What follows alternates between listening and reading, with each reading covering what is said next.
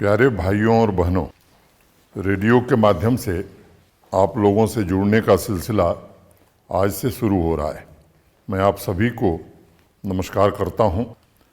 पिछले कुछ महीनों से एलजी मुलाकात के जरिए मैं हर महीने जम्मू तथा कश्मीर डिवीज़न के लोगों की शिकायतें सुनता हूं और उनके यथाशीघ्र निवारण की कोशिश भी करता हूं। एलजी मुलाकात से सरकारी मशीनरी में प्रशासनिक जिम्मेदारी की भावना भी बढ़ी है और मैं समझता हूं यह अच्छे प्रशासन और उसके कार्यक्रमों के बेहतर क्रियान्वयन तथा सामाजिक क्षेत्र से संबंधित विकास कार्यों में अपेक्षित परिणाम के लिए आवश्यक है। आवाम की आवाज़ कार्यक्रम का एक खास मकसद है जम्मू कश्मीर की तरक्की में आपके सुझावों तथा आपके विचारों को वर्तमान प्रशासनिक नीतियों के मद्देनज़र समझा जाए और उसमें आवश्यक बदलाव किए जाएं और उन बातों की चर्चा करते हुए हर महीने के तीसरे रविवार को मैं आप लोगों से मुखातिब हो सकूंगा। यह नवरात्र तथा रमज़ान के पवित्र महीने का समय है और इस अवसर पर मैं आप सभी को हार्दिक शुभकामनाएं तथा मुबारकबाद देता हूं। 1 अप्रैल को पूज्य गुरु तेग बहादुर जी की जन्म जयंती थी। पूरे जम्मू कश्मीर में अगले 1 साल गुरु जी का प्रकाश उत्सव मनाने की तैयारी हो रही है। मुझे उम्मीद है कि गुरु तेग बहादुर जी के मूल चिंतन को ध्यान में रखते हुए समाज के सभी वर्गों के लोग इस उत्सव में शामिल होंगे। उनकी जीवन यात्रा त्याग, बलिदान, परोपकार का जीता जागता दर्शन है। काहे रे बन खोजन जाई, सरब निवासी सदा लेपा, तो ही संग समाई। मैं उन्हें सत सत प्रणाम करता हूँ। खनमोह से हमारी बहन नासिरा अख्तर ने 3 सुझाव भेजे। पहला, छोटी कंपनियों को भी प्रशासन की तरफ से मदद दी जाए। दूसरा, ज़्यादा से ज़्यादा महिला उद्यमियों को प्रमोट करने के लिए एक पॉलिसी बनाकर सरकार काम करे। और तीसरा, small industrial development bank of India यानी सिडबी से भी जम्मू कश्मीर के उद्यमियों को सॉफ्ट लोन की व्यवस्था की जाए। इन सुझावों के लिए मैं नासिरा को हृदय से धन्यवाद देना चाहूँगा। मैं इस कार्यक्रम के माध्यम से 2-3 बातें कहना चाहता हूँ। देश के सम्माननीय प्रधानमंत्री आदरणीय नरेंद्र मोदी जी ने जम्मू कश्मीर के लिए 28,400 करोड़ रुपए की जो नई इंडस्ट्रियल स्कीम दी है, उसमें छोटी तथा बड़ी दोनों तरह की कंपनियों को 4 प्रकार के इंसेंटिव दिए जाएंगे। इससे नए तथा पहले से स्थापित दोनों तरह के उद्योग तथा बिजनेस को फ़ायदा पहुंचेगा। जहां तक महिला उद्यमियों के लिए उचित व्यवस्था बनाने की बात है, प्रशासन पूरी संवेदनशीलता के साथ विमेन एंटरप्रेन्योर्स का एक मजबूत इकोसिस्टम बनाने का प्रयत्न कर रहा है। इसी उद्देश्य से अंतर्राष्ट्रीय महिला दिवस पर एक नई स्कीम तेजस्विनी शुरू की गई है, जिसके अंतर्गत 18 से 35 वर्ष की हमारी बहनों को बिना किसी इंटरेस्ट के आर्थिक सहायता मुहैया कराई जाएगी। मैं इस कार्यक्रम के माध्यम से नासिरा तथा अन्य उद्यमियों को बताना चाहूँगा कि सिडबी हमारी टॉप प्रायोरिटी लिस्ट में है। उनके अधिकारियों से कुछ दिन पहले ही मैंने बैठक की थी और मैं बताना चाहूँगा कि सिडबी के 2 ऑफिस पूरी तरह से यहाँ फंक्शनल हो जाएंगे और यहाँ के उद्यमियों को आर्थिक सहायता भी ये उपलब्ध कराएंगे। हम चाहते हैं कि यहाँ की इंडस्ट्री को सपोर्ट करने के लिए देश के अन्य भी जितने फाइनेंशियल इंस्टीट्यूशंस हैं, उनका फ़ायदा लोगों तक पहुँचे, इसका भी प्रयास किया जाएगा। किश्तवाड़ से हमारी बहन रितु शर्मा ने सुझाव भेजा है कि ऑनलाइन टीचिंग को सफल बनाने के लिए सभी टीचर्स को एक लैपटॉप मिलना चाहिए। इसमें कोई संदेह नहीं है कि कोरोना महामारी ने शिक्षा क्षेत्र को भी प्रभावित किया है। वर्तमान समय में ऑफलाइन क्लासरूम की जगह ऑनलाइन क्लासरूम ने ले ली है। मैं उनके इस सुझाव का स्वागत करता हूं। जम्मू कश्मीर प्रशासन ऑनलाइन एजुकेशन के डिफरेंट मोड्स को बढ़ावा देने का प्रयास कर रहा है और इस प्रक्रिया में जो भी उचित कदम होगा वो उठाया जाएगा। श्रीनगर की नाजनीन एक कुशल कलाकार हैं और पश्मीना तथा कनी शिल्प से जुड़ी हैं। उन्होंने लोकल क्राफ्ट के प्रमोशन के लिए 4 सुझाव भेजे हैं। मैं बहन नाजनीन का धन्यवाद करना चाहूँगा। उनके सुझावों में कनी साल से जुड़े कुशल कारीगरों के लिए स्पेशल लोन तथा रॉ मटेरियल की सप्लाई सुनिश्चित करने की बात कही गई है। उनके इस सुझाव को संबंधित विभाग को भेजकर उचित कार्रवाई सुनिश्चित की जाएगी। नाजनीन, मैं आपको तथा हैंडीक्राफ्ट से जुड़े सभी लोगों को भरोसा देना चाहता हूं, जम्मू कश्मीर प्रशासन इसे विश्व स्तरीय प्रोडक्ट के रूप में विकास के लिए प्रतिबद्ध है। हैंडीक्राफ्ट को ग्लोबल मार्केट उपलब्ध कराने के लिए फ्लिपकार्ट तथा अमेजन से MOU भी साइन किया गया है। कोरोना महामारी पर नियंत्रण के पश्चात हम देश के जाने माने डिज़ाइन हाउसेस को भी जम्मू कश्मीर बुलाएंगे ताकि वह सीधे बुनकरों से उनके उत्पाद खरीद सकें। विभिन्न उत्पादों की GI टैगिंग भी कराई जा रही है ताकि प्रशासन हैंडीक्राफ्ट सेक्टर से जुड़े लोगों को विस्तृत मार्केट मुहैया करा सके। नाजनीन का एक और सुझाव है कि जम्मू कश्मीर के उम्दा कलाकारों को सिर्फ लोकल नहीं बल्कि इंटरनेशनल एग्जीबिशंस में शामिल किया जाए। मैं उन्हें आश्वस्त करना चाहता हूं कि कोरोना के प्रभावी नियंत्रण के पश्चात जब इन एग्जीबिशंस को फिर से शुरू किया जाएगा तो उसमें जम्मू कश्मीर के कलाकारों का भी एक बड़ा डेलीगेशन जरूर शामिल होगा। जम्मू के सीनियर सिटीजन रामदेव शर्मा जी ने सुझाव भेजा है कि प्रशासन को ग्राम केंद्रित नीतियों पर हो रहे कामों को और विस्तृत करने की जरूरत है। गांव के युवा वर्ग को वहीं रोजगार उपलब्ध कराया जा सके और शहरों की तरफ उनका पलायन न हो। रामदेव जी, जम्मू कश्मीर ने गांव के अस्थायी सुस्थिर विकास की रूपरेखा बनाई है। हर पंचायत का बजट अब चुने हुए प्रतिनिधि और जनता की भागीदारी से बनाया जाएगा। इस साल पंचायतों को दी जाने वाली राशि भी दुगनी कर दी गई। मुझे उम्मीद है कि सब लोग मिलकर के विकास का एक अच्छा खाका अपनी ग्राम पंचायत का बनाएंगे और पूरी क्षमता से जनता की भलाई के लिए काम करेंगे। आने वाले वर्षों में नई इंडस्ट्रियल स्कीम उद्योगों को ब्लॉक स्तर तक ले जाएगी। इस कदम से युवाओं को उन्हीं के इलाके में रोजगार के अवसर भी उपलब्ध कराए जा सकेंगे तथा समग्र विकास के द्वारा गाँव को आत्मनिर्भर भी बनाया जाएगा। जम्मू से डॉक्टर जसलीन ने मुझे एक ईमेल भेजा है कि कैंसर पेशेंट्स और रिटायर्ड सरकारी कर्मचारियों के रीइंबर्समेंट को रूटीन रीइंबर्समेंट से ज़्यादा प्रायोरिटी दी जानी चाहिए, क्योंकि वह सिर्फ शारीरिक नहीं बल्कि मानसिक तकलीफ़ों से भी गुजर रहे होते हैं। उनका दूसरा सुझाव है कि स्वास्थ्य क्षेत्र से जुड़े फ्रंटलाइन वॉरियर्स जो कोरोना महामारी के इस दौर में निस्वार्थ भाव से समाज की सेवा कर रहे हैं, उन्हें इंसेंटिव दिया जाए। मैं अपनी बहन डॉक्टर जसलीन को कहना चाहूँगा कि हमें अपने कोरोना वॉरियर्स पर गर्व है। पिछले 1 वर्ष में जिस उच्चतम त्याग का उन्होंने परिचय दिया है वह पूरे विश्व के लिए प्रेरणा स्रोत भी है और उनके सम्मान के लिए निश्चित रूप से जम्मू कश्मीर प्रशासन पूरी तरह कटिबद्ध है। जम्मू कश्मीर में आयुष्मान भारत, प्रधानमंत्री जन आरोग्य योजना तथा सेहत स्कीम के द्वारा बिना भेदभाव के सभी परिवारों को 5 लाख रुपए तक के मुफ्त इलाज की व्यवस्था की गई है। मैं सभी से इल्तजा करता हूं कि जल्द से जल्द सेहत स्कीम में पंजीकरण कराएं। आपका सुझाव उत्तम है और मैं हेल्थ डिपार्टमेंट के आला अफसरान को निर्देश दूंगा कि डॉक्टर जसलीन के सुझावों को प्राथमिकता के आधार पर क्रियान्वित किया जाए। डॉक्टर जसलीन ने अपने ईमेल में जिक्र किया है कि नवरात्र के अवसर पर समाज के सभी लोगों को कम से कम 9 बुराइयों को खत्म करने का तथा 9 सुधारों को रोजमर्रा के जीवन में ढालने का संकल्प लेना चाहिए। उसी प्रकार उधमपुर से रीत ने लिखा है कि इन पवित्र त्योहारों के दिनों में जो संकल्प लिए जाएं, उन्हें आवाम की बात के अगले एपिसोड में दूसरों को प्रेरित करने के लिए जरूर शामिल किए जाएं। मैं इन दोनों सुझावों के लिए डॉक्टर जसलीन तथा रीत का बहुत आभारी हूँ।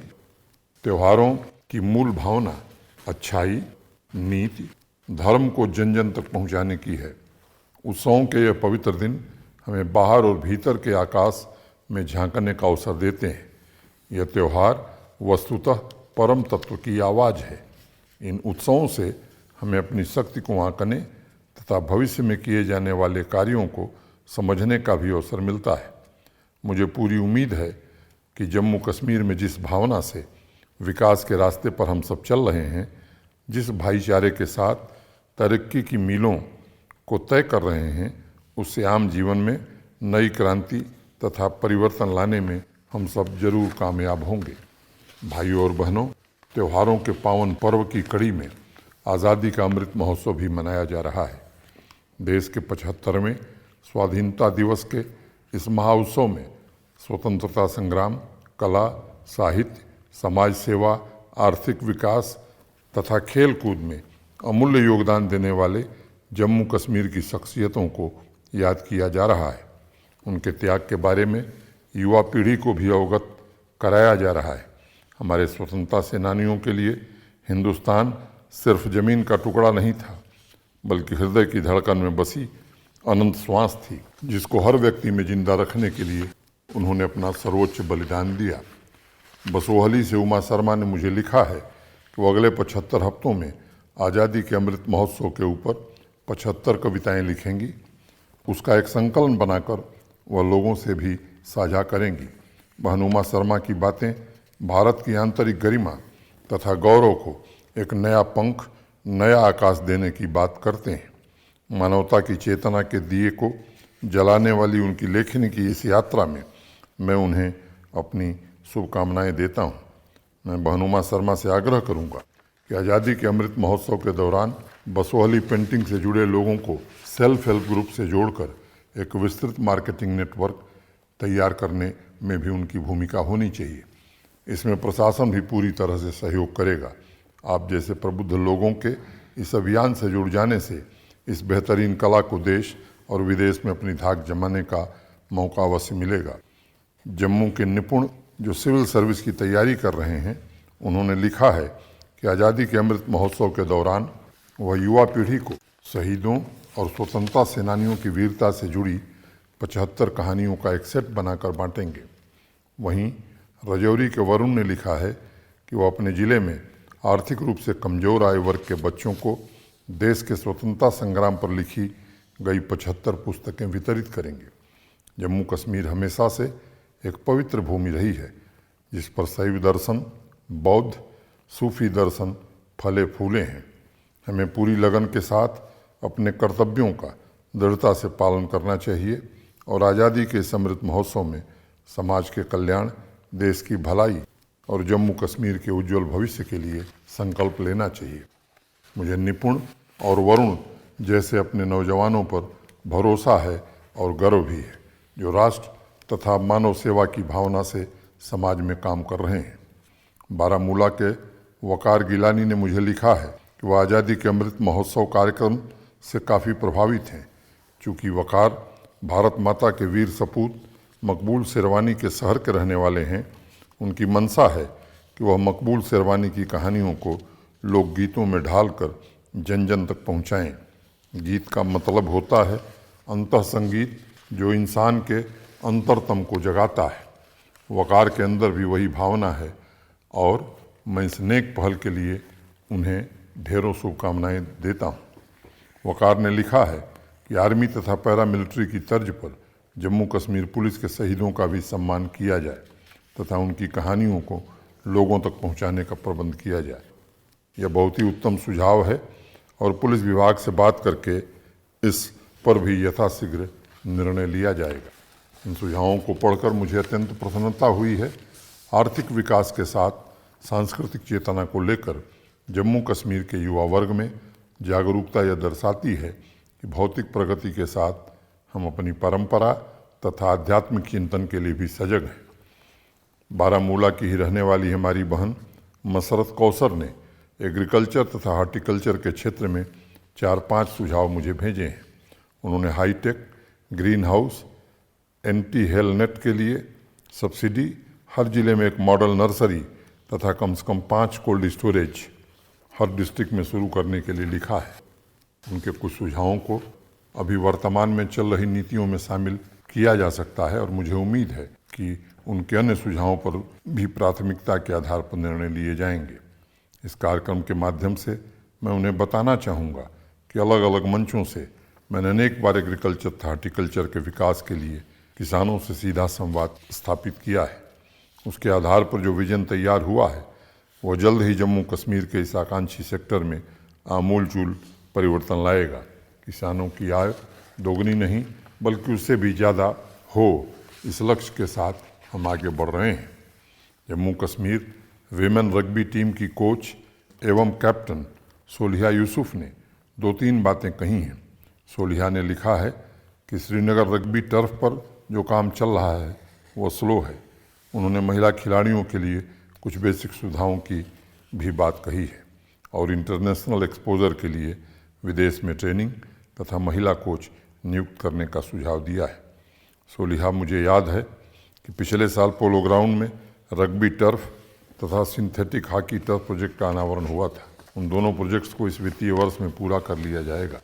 कोरोना पर नियंत्रण के पश्चात विदेश में ट्रेनिंग की पहल भी जरूर की जाएगी।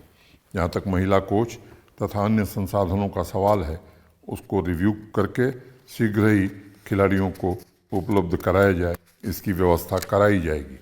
भाइयों और बहनों, कोरोना के खिलाफ हमारी लड़ाई अभी भी जारी है। पिछले 1 साल से जिस प्रकार से आदरणीय प्रधानमंत्री जी के आह्वान पर आप लोगों ने संगठित और अनुशासित तरीके से व्यवस्था को बनाकर रखा, वह काबिल तारीफ है। लेकिन चुनौती अभी खत्म नहीं हुई है। सभी प्रोटोकॉल का पालन करते हुए कोरोना की दूसरी लहर से खुद को तथा औरों को भी बचाने की ज़रूरत है। प्रशासन की तरफ से वैक्सीनेशन ड्राइव चल रही है, लेकिन किसी भी प्रकार की ढिलाई पूरे समाज के लिए घातक सिद्ध हो सकती है और इसलिए हमें प्रधानमंत्री जी द्वारा दिए गए मंत्र का पालन करना चाहिए। कोरोना से लड़ने के लिए दवाई भी कड़ाई भी। मैं आप सभी से विनम्र निवेदन करता हूं कि इस लड़ाई में आप हमारे सभी कोरोना वॉरियर्स के साथ सहयोग करें। कोरोना के इस कठिन दौर में हमारे ग्रामीण क्षेत्र में पूरे देश के लिए रोल मॉडल बनकर उभरे। जम्मू डिवीज़न में सरपंच बलबीर कौर जी ने अपनी पंचायत ट्रेवा में 30 बेड का क्वारंटाइन सेंटर बनवाया है। इसी तरह कश्मीर डिवीज़न की महिला सरपंच जैतूना बेगम ने गंदरबल की अपनी पंचायत में मुफ्त मास्क, राशन, फसल के बीज, सेब के पौधे वितरित किए हैं ताकि लोगों को खेती में असुविधा का सामना न करना पड़े। रियासी जिले के पंथल ब्लॉक के रहने वाले 81 वर्षीय शंकर सिंह जी एक छोटी पानी की चक्की चला रहे हैं और ज़रूरतमंदों के लिए मुफ्त में अनाज पीसकर सेवा की अद्भुत मिसाल पेश कर रहे हैं। मैं उन्हें भी प्रणाम करता हूं। भाइयों और बहनों, मैं श्रीनगर की पैड वुमन इरफाना जरगर का भी जिक्र करना चाहूँगा, जिन्होंने निस्वार्थ भाव से कोरोना के इस कठिन दौर में महिलाओं के लिए मुफ्त सैनिटरी पैड बांटना शुरू किया। आर्थिक रूप से कमज़ोर लोगों की ज़िंदगी में इरफाना एक फरिश्ता बनकर आई और उनकी जितनी भी प्रशंसा की जाए वो कम है। ऐसे कई उदाहरण सामने आए हैं जो ये एहसास दिलाते हैं कि जीवन का परम कर्तव्य और सबसे बड़ी प्रार्थना मानव सेवा है। मैं इस अभियान में जी जान से जुटे डॉक्टरों, चिकित्सा विशेषज्ञों, वैज्ञानिकों एवं पुलिस बल के प्रति अपनी गहरी कृतज्ञता ज्ञापित करता हूं और उन्हें बधाई देता हूं। किश्तवाड़ की ऋतु ने एक स्लोगन दिया है जिसे मैं उद्धृत करना चाहूँगा। कोरोना को हराना है तो साथी समझ से काम लो, हाथ धोना, मास्क पहनना है, जरूरी जान लो। भाइयों और बहनों, हमने हाल ही में 14 अप्रैल को भारत रत्न बाबा साहब डॉक्टर भीमराव अंबेडकर की 130वीं जयंती धूमधाम से मनाई है। सामाजिक समरसता, विकास तथा भाईचारे को बढ़ावा देने वाले बाबा साहब के संदेश आज भी हमारा मार्गदर्शन कर रहे हैं।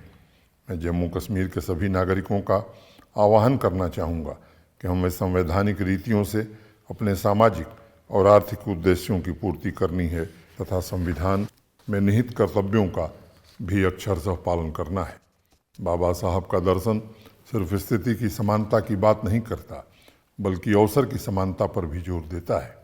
उसी भावना से हम जम्मू कश्मीर के सभी वर्गों की उन्नति और समुचित संरक्षण पर काम कर रहे हैं।